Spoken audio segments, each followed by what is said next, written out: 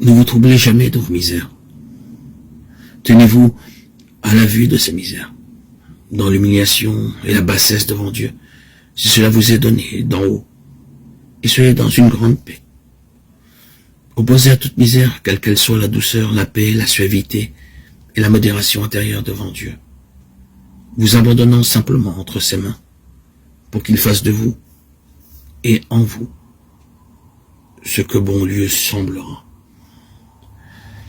Et désirant doucement et paisiblement ne vivre que pour lui, par lui et en lui. Ne vous laissez pas abattre ou décourager s'il vous semble que vous ne faites rien, que vous êtes lâche, tiède.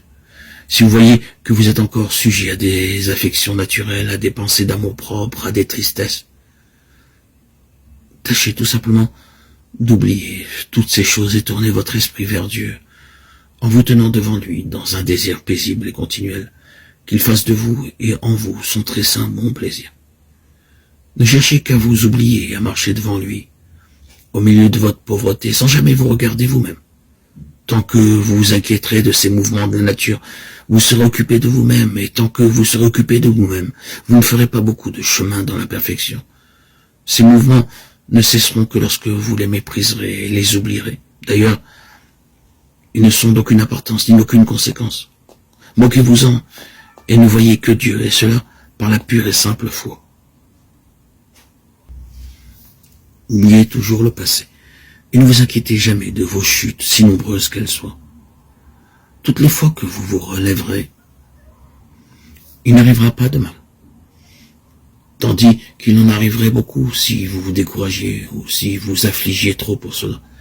Faites tout avec le plus de calme et de repos que vous pourrez, et pour le très grand, très pur et très saint amour de Jésus.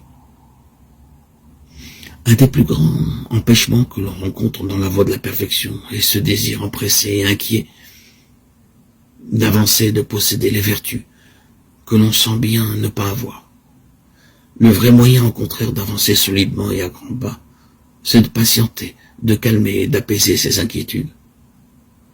Ne devancez pas votre guide de crainte de vous égarer et d'aller à côté du chemin qu'il vous trace, car alors, au lieu d'arriver sain et sauf, vous tomberiez dans un précipice. Ce guide, c'est l'Esprit Saint. Par votre travail et vos inquiétudes, par votre trouble et votre empressement, vous le devancez sous prétexte d'aller plus vite. Et qu'arrive-t-il?